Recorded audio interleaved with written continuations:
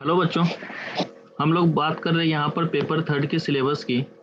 तो अगर paper third के सिलेबस की बात कर रहे हैं तो इसमें हमें ये देखना है कि हमारा जो पेपर थर्ड है उस सिलेबस में हमारे पास क्या क्या आता है, कौन कौन सा टॉपिक है, किससे कितने मार्क्स आने हैं, टोटल हमारा कितने मार्क्स का पेपर है। तो जो हमारा पेपर थर्ड है वो है business mathematics, logical reasoning and statics. तो अगर हम बिजनेस मैथमेटिक्स, लॉजिकल रीजनिंग और स्टैटिक्स की बात करें तो देखिए, जहाँ जैसे कि नाम से ही देख रहे हैं कि यहाँ पर 3 पार्ट्स में है। तो जो हमारा बिजनेस मैथमेटिक्स है वो होगा 40 मार्क्स का, जो हमारा लॉजिकल रीजनिंग है वो है हमारा 20 मार्क्स का, और जो हमारा स्टैटिक्स है ये भी है हमारा 40 मार्क्स का।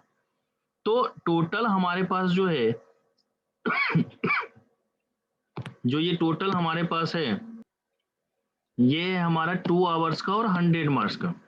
कि 100 मार्क्स का तो हमारा पेपर है, लेकिन इसमें हमारे पास आवर्स होते हैं सिर्फ 2। क्योंकि जो भी हमारा पेपर थर्ड है ये हमारा मल्टीपल चॉइस क्वेश्चंस वाले हैं, ऑब्जेक्टिव टाइप्स के क्वेश्चंस इसमें आते हैं। तो अगर ऑब्जेक्टिव टाइप्स के क्वेश्चंस हैं तो इसमें हमारे पास जो टाइम गैप है वो टाइम गैप भी क्या मिलता है, कम मिलता है। तो इसलिए जो हमारा पेपर थर्ड है और पेपर फोर है, इन दोनों में ही हमें क्या मिलता है, सिर्फ और सिर्फ 2 घंटे मिलते हैं हमारे पास 100 मार्क्स को करने के लिए। अब चूंकि हमारे पास जब ये 100 मार्क्स के हैं और ऑब्जेक्टिव क्वेश्चन है, तो इसमें जो हर एक क्वेश्चन है वो 1 मार्क्स का होगा। जो प्रत्येक क्वेश्चन है वो कितने का होगा, 1 मार्क्स का होगा। लेकिन इसमें एक थोड़ा सा प्रॉब्लम है कि इसमें -0.25 है, -0.25, कि अगर आपने एक क्वेश्चन गलत कर दिया तो उसमें आपके जो भी मार्क्स गेन है उसमें से 0.25 आपको क्या होगा, लेस हो जाएगा। मतलब प्रत्येक 4 क्वेश्चन गलत होने पर आपका 1 मार्क्स कट जाएगा। देखिए, जब भी आपके मैथ्स में मार्क्स आते हैं तो कभी भी ये पॉइंट में नहीं आता, जब भी आएगा तो ये एक नंबर ही होगा। तो अगर मान लीजिए कि पॉइंट में नहीं आता, उसका मतलब क्या हुआ, तो कहता है कि अगर आपने एक क्वेश्चन गलत कर दिया तो 0.25 माइनस होना था, 2 क्वेश्चन गलत कर दिया तो 0.50 था, 3 क्वेश्चन गलत कर दिया 0.75 तक।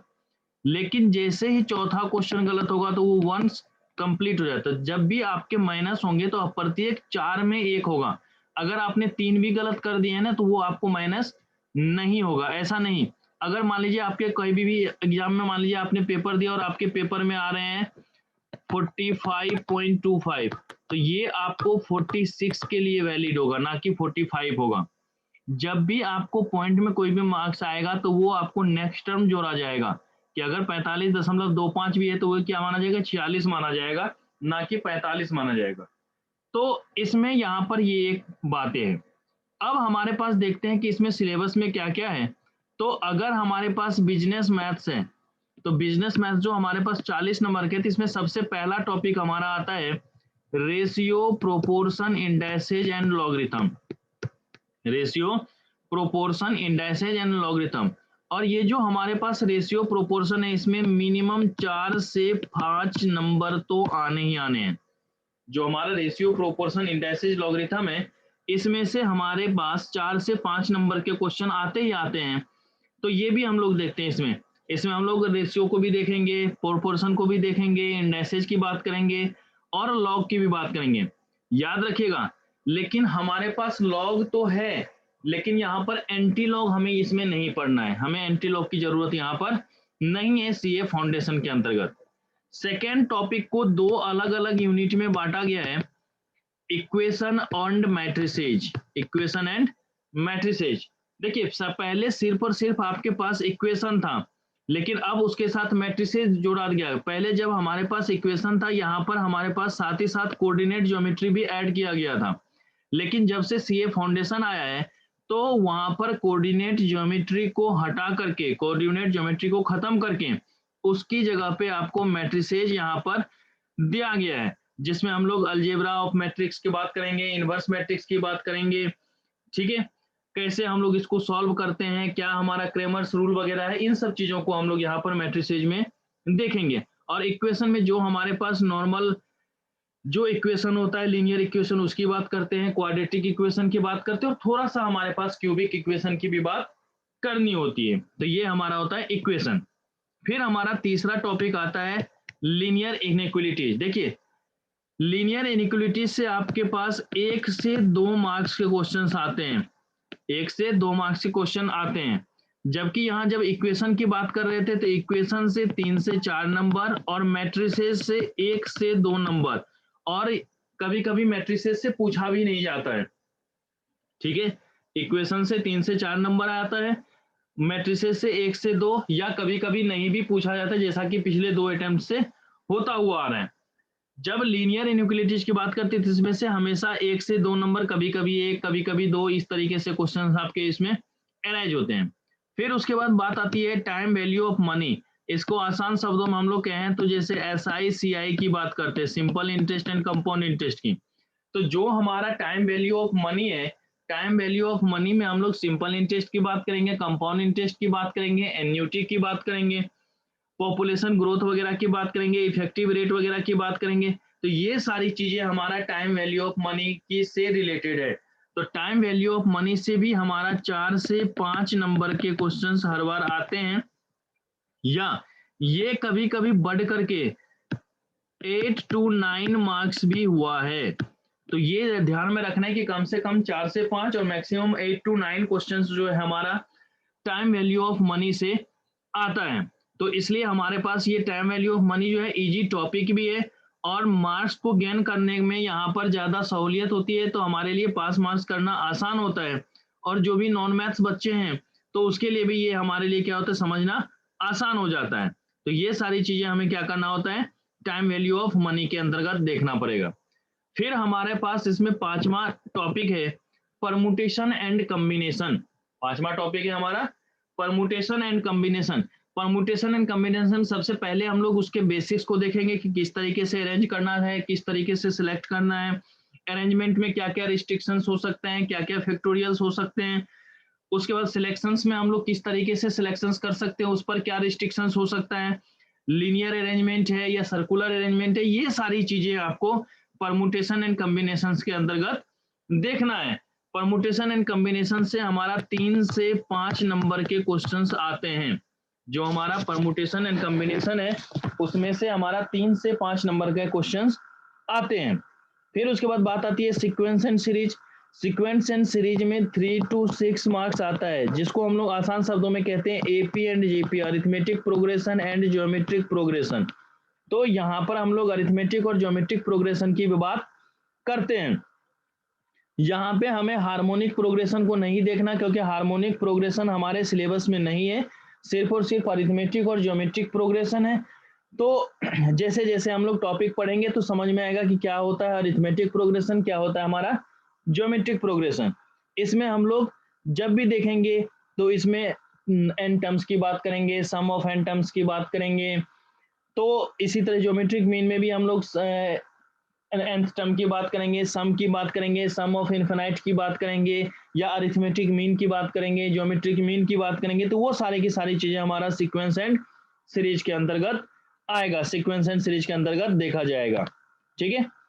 फिर उसके बाद हमारा नेक्स्ट टॉपिक होता है सेट्स, रिलेशन एंड फंक्शन। देखिए इसमें ये कहने के लिए एक टॉपिक है, लेकिन इसमें सेट्स अलग है, रिलेशन अलग है और फंक्शंस अलग हैं। जो हमारा सेट्स है, इसमें सेट्स से हमारे पास 2 से 3 क्वेश्चन आते हैं, रिलेशन से सिर्फ और सिर्फ 1 क्वेश्चन आएगा, और जो फंक्शंस है उसमें हमारा 1 से 2 आएगा।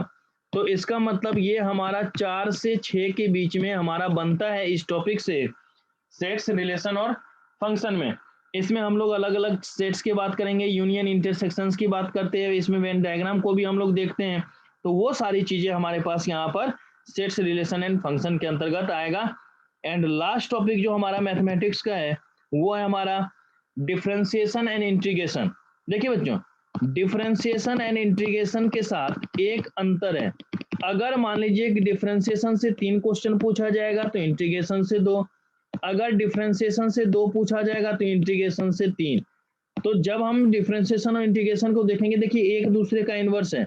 इसमें हम लोग क्वेश्चन से आंसर पे पहुंचते हैं, इस पर हम लोग आंसर से क्वेश्चन पे पहुंचते हैं, ठीक है। तो एक दूसरे का अपोजिट है। डिफरेंशिएशन का जो आंसर होता है इंटीग्रेशन में, उस आंसर से हम लोग डिफरेंशिएशन के क्वेश्चन पे पहुंचते हैं। तो यहाँ पर ये एक दूसरे का रेसिप्रोकल ही होता है। तो इसमें जब भी आपको डिफरेंशिएशन से 3 आएगा तो इंटीग्रेशन से 2, और अगर डिफरेंशिएशन से 2 आ गया तो इंटीग्रेशन से 3 क्वेश्चन आएगा। तो टोटल इसमें से 5 क्वेश्चन हर बार क्या होता है, पूछे जाते हैं। तो जो हमारा टोटल है, ये हमारे पास 8 टॉपिक हैं जो हम लोग क्या करते हैं, मैथ्स के अंतर्गत देखते हैं। तो सबसे पहला था हमारा ratio, proportion, indexes and logarithm. दूसरा था हमारा इक्वेशन एंड मैट्रिसेज। तीसरा था हमारा लीनियर इनइक्वालिटीज। चौथा था हमारा टाइम वैल्यू ऑफ मनी। पांचवा है हमारा परमुटेशन एंड कॉम्बिनेशन। छठा है हमारा सीक्वेंस एंड सीरीज। सातवां है हमारा सेट्स, रिलेशन एंड फंक्शन। आठवां है हमारा डिफरेंशिएशन एंड इंटीग्रेशन। अब इसके बाद जो हमारा सेकेंड पार्ट होता है, जो पार्ट बी होता है, वो पार्ट बी है हमारे पास लॉजिकल रीजनिंग। अब लॉजिकल रीजनिंग टोटल तो है 20 मार्क्स के। अब इस 20 मार्क्स को 5 टॉपिक में बांटा गया है, 5 टॉपिक में, ठीक है। हर में से आपको 4-4 क्वेश्चन आपको पूछा जाएगा। हर टॉपिक के 4-4 क्वेश्चन आपको पूछे जाएंगे। पहला है हमारे पास number series, coding, decoding and odd man out. इसमें हम लोग नंबर सीरीज को देखेंगे, किस तरीके से मिलान करें उसकी बात करेंगे हम लोग, और कौन सा हमारे लिए सुटेबल नहीं है उसको बाहर करना, तो ऑड मैन आउट में उसको हम लोग यहाँ पर देखेंगे। फिर उसके बाद हम लोग बात करेंगे डायरेक्शन टेस्ट की। डायरेक्शन टेस्ट में हम लोग देखेंगे कि जब भी हम लोग बात करते हैं किसी भी एक प्रॉपर डायरेक्शन की, अब जैसे मान लीजिए कि एक पर्सन है, वो पहले नॉर्थ की तरफ जाता है, फिर वहां से लेफ्ट ले रहा है, फिर आगे कुछ चलने के बाद फिर वो राइट ले रहा है, फिर वो क्या कर रहा है, अपने राइट ले रहा है, तो आप उसका पोजीशन बताएं। तो इस तरीके की यहाँ पर बात आएगी, वो हम लोग डायरेक्शन टेस्ट के अंतर्गत करेंगे, ठीक है। फिर उसके बाद बात आती है सिटिंग अरेंजमेंट। सिटिंग अरेंजमेंट में हमारे पास सिर्फ और सिर्फ लीनियर और सर्कुलर की बात करेंगे हम लोग। जब भी हम सिटिंग अरेंजमेंट की बात करेंगे तो लीनियर और सिटिंग और सर्कुलर की बात करेंगे, लेकिन यहाँ पर हमारे पास नॉर्मल ही है और हम लोग अधिकतर लीनियर की बात करते हैं या आमने सामने की बात करते हैं। तो जब भी बात होगी अधिकतर हमारे पास लीनियर की बात होगी और उसी को हम लोग देखते हैं, क्योंकि यहाँ पर हमारे पास सिर्फ और सिर्फ बेसिक्स है। और उसके बाद बात होती है ब्लड रिलेशन की। ब्लड रिलेशन में हम लोग नॉर्मली बोलते हैं फैमिली से, कि जो कहते हैं ना कि रिश्ता को पहचानना, कि हम लोग कहते हैं ये रिश्ता क्या कहलाता है, तो हम लोग रिश्ता को पहचानने की जहां पर बात करते हैं वो हमारा ब्लड रिलेशन की बात होगी, कि इसमें किसी भी पर्सन को किसी दूसरे तीसरे पर्सन से कोरिलेट करके आपको दे रखा होगा और फिर उस 2 पर्सन के बीच में आपको रिलेशन बताने को बोलेगा। तो ये सारी चीजें हमारा कहाँ होगा, ब्लड रिलेशन के अंतर्गत होगा। और लास्ट वन है हमारे पास सिलॉग्स। सिलॉग्स में भी हम लोग जो देखेंगे, इसमें क्या होता है, कभी कभी आपको एक तो दे देगा कंक्लूजन, क्वेश्चन दे के कंक्लूजन दे देगा, और उस बेसिस पर आपको 3-4 क्वेश्चन एक साथ ही आपको पूछा जा सकता है। ऐसा नहीं होगा कि हर क्वेश्चन को अलग अलग करके पूछेगा, आपको दे देगा कि इन चार क्वेश्चंस के आंसर्स आप दीजिए। तो सिलॉक्स में हमेशा अधिकतर इसी तरीके के क्वेश्चन होता है, हर में आपको 4-4 क्वेश्चन आने हैं, तो 20 नंबर आपके पास लॉजिकल रीजनिंग से आते हैं, 20 नंबर आपको लॉजिकल रीजनिंग में आएगा। फिर उसके बाद बात होती है स्टैटिक्स की। जो पार्ट थर्ड है हमारा वो है स्टैटिक्स, जो कि 40 मार्क्स के हैं। तो जब हम स्टैटिक्स की बात करते हैं, जब हम स्टैटिक्स को देखते हैं, तो स्टैटिक्स में ये तो आपके लिए और भी आसान है, क्योंकि जब भी आपने 11th वगैरह करा होगा तो 11th में आपने स्टैटिक्स को देखा होगा, इकोनॉमिक्स में भी। तो स्टैटिक्स में सबसे पहले उसके बेसिक टर्म्स को देखना पड़ता है, स्टैटिस्टिकल डिस्क्रिप्शन ऑफ डाटा, कि भाई किस तरीके के डाटा हैं, क्या उसका डिस्ट्रीब्यूशंस हैं, क्या उसके फ्रीक्वेंसीज हैं, क्या उसका कम्युलेटिव फ्रीक्वेंसी है, किस तरीके से हम क्लास लेंथ निकालते हैं, क्या हमारा डिस्क्रीट सीरीज होता है, क्या हमारा कॉन्टिन्यूस सीरीज होता है, ठीक है, उस तरीके से। फिर उसके बाद जो भी हमारे पास डाटा है उसका ग्राफिकल रिप्रेजेंटेशन किस तरीके से करेंगे और क्या हमारा उसका ग्राफिकल रिप्रेजेंटेशन होगा, वो सारी की सारी, क्या हमारा उसका टेबुलर स्टेटमेंट हो सकता है, किस तरीके से टेबुलर हम लोग प्रेजेंट कर सकते हैं, वो सारी की सारी चीजें हम लोग किस में देखेंगे, स्टैटिस्टिकल डिस्क्रिप्शन ऑफ डाटा के अंतर्गत देखेंगे। इसमें से सबसे ज्यादा 7 to 8 मार्क्स के, जो हमारा स्टैटिस्टिकल डिस्क्रिप्शन ऑफ डाटा है, इसमें से 7 to 8 मार्क्स के क्वेश्चंस आपके पास आएंगे। फिर उसके बाद बात आती है second, measurement of central tendency and dispersion. तो अगर हम लोग measurement of central tendency and dispersion की बात करते हैं, तो सेंट्रल टेंडेंसी एंड डिस्पर्सन में हम लोग mean, median, mode, quartile, decyl, percentile, mean deviation, standard deviation, इस तरीके की बातें को यहाँ पर हम लोग देखेंगे। तो 2 अलग अलग यूनिट्स में सेंट्रल टेंडेंसी और डिस्पर्सन दोनों को अलग अलग बांट करके हम लोग यहाँ देखेंगे। इसमें से जो हमारे आने हैं टोटल 5 to 7 मार्क्स के क्वेश्चंस इसमें से आने हैं। फिर हमारे पास बात आती है प्रोबेबिलिटी, संभावनाएं। अगर प्रोबेबिलिटी की बात करेंगे तो इसमें हम लोग प्रोबेबिलिटी में देखेंगे जब कॉइन को टॉस करेंगे तब क्या होगा, जब डाइस को थ्रो करेंगे तब क्या होगा, अगर कार्ड वाला सिचुएशंस आएगा तो कार्ड वाले सिचुएशंस को हम लोग देखेंगे। फिर इसमें देखेंगे इंडिपेंडेंट और डिपेंडेंट इवेंट्स क्या होता है, म्यूचुअली एक्सक्लूसिव क्या होता है, एग्जॉस्टिव इवेंट्स क्या होता है, ये सारी चीजें हम लोग किसके अंतर्गत, प्रोबेबिलिटी के अंतर्गत देखेंगे और उसमें से पॉसिबिलिटीज निकालने की बात करेंगे। तो 3 से 4 नंबर इससे भी हमारे पास आते हैं। फिर उसके बाद बात आती है थ्योरेटिकल डिस्ट्रीब्यूशन। बेटा थ्योरेटिकल डिस्ट्रीब्यूशन को ही प्रोबेबिलिटी डिस्ट्रीब्यूशन के नाम से जानते हैं। इसी का ये एडवांस वर्जन है जिसमें हम लोग उसको अलग अलग बांट करके उसके डिस्ट्रीब्यूशन को फाइंड आउट करते हैं और इसमें हमारा 1 से 3 नंबर जो है इसमें से आना है, जिसमें हम लोग उसके basic applications and normal distributions की बात करेंगे, बाइनोमियल डिस्ट्रीब्यूशंस की बात करेंगे, पॉइसन डिस्ट्रीब्यूशन की बात करेंगे। तो 1 से लेकर के 3 नंबर तक हमारे थ्योरेटिकल डिस्ट्रीब्यूशन से आएंगे। फिर उसके बाद हमारा आता है कोरिलेशन एंड रिग्रेशन। देखिए कोरिलेशन एंड रिग्रेशन में हम लोग देखते हैं कि जो हमारा आपसी रिलेशन है उसको किस तरीके से हम लोग निकालेंगे, कितना रिलेशन है, क्या रिलेशन है, पॉजिटिव है, नेगेटिव है, कोई रिलेशन नहीं है, उन सब चीजों की बात करेंगे। या फिर जब आपके पास एक वेरिएबल गिवन हो और दूसरे को फाइंड आउट करना हो, that means estimation of one variable when another is given. तो जब एक वैल्यू गिवन हो तो दूसरे को किस तरीके से फाइंड आउट करेंगे, वो हमारा किस में आ जाएगा, कोरिलेशन में, रिग्रेशन में। तो ये सारी चीजें हमें कोरिलेशन रिग्रेशन में निकालना है। इसमें हमारे लिए अलग अलग मेथड्स होते हैं, जैसे स्कैटर डायग्राम मेथड है, कार्ल पियर्सन कोरिलेशन कोएफिशिएंट है, स्पीयरमैन रैंक कोरिलेशन है, कंकरेंट डेविएशन है। उसी तरीके से रिग्रेशन में एक्स ऑन वाई की बात करेंगे, वाई ऑन एक्स की बात करेंगे। तो वो सारी चीजें हमारी कोरिलेशन एंड रिग्रेशन में है। तो इसमें भी जो हमारे पास है 4 से 6 नंबर का कोरिलेशन एंड रिग्रेशन से आता है। और सबसे लास्ट जो हमारा टॉपिक है अपने सिलेबस का वो है index number and time series. देखिए टाइम सीरीज से आपके पास एक नंबर ही आने हैं, टाइम सीरीज से आपको सिर्फ और सिर्फ एक नंबर आना है। लेकिन ये जो इंडेक्स नंबर है, इस इंडेक्स नंबर में आपके पास 5 से 7 नंबर आते हैं। इंडेक्स नंबर में हम लोग अलग अलग मेथड्स को देखेंगे, अनवेटेड मेथड की बात करेंगे, वेटेड मेथड की बात करेंगे, अनवेटेड में भी हम लोग देखेंगे तो फिर प्राइस रिलेटिव की बात करेंगे। उसी तरीके से वेटेड में भी देखेंगे, वेटेड में हम लोग लेस्पियर की बात करेंगे, पास्ट्री की बात करेंगे, वॉले की बात करेंगे, फिशर की बात करेंगे, मार्शल की बात करेंगे। जब सारे मेथड्स को देखेंगे फिर चेन इंडेक्स की बात करेंगे, ठीक है। फिर उसके बाद हम लोग इसमें यूनिट टेस्ट की भी बात करेंगे, सर्कुलर टेस्ट की बात करेंगे। दैट मीन्स जो हमारा टेस्ट ऑफ एडिक्वेसी है उस टेस्ट ऑफ एडिक्वेसी को भी हम लोग इंडेक्स नंबर की बात करेंगे। तो ये सारे टॉपिक्स जो हैं ये हमारे पास आ जाते हैं जिससे हम लोग अपने 100 मार्क्स को देखते हैं। इसी टॉपिक को हमें अपने पूरे सिलेबस में पढ़ना होता है। बहुत ही आसान है, इसमें कोई भी घबराने की जरूरत नहीं है, आसानी से ये सारा काम हो जाता है।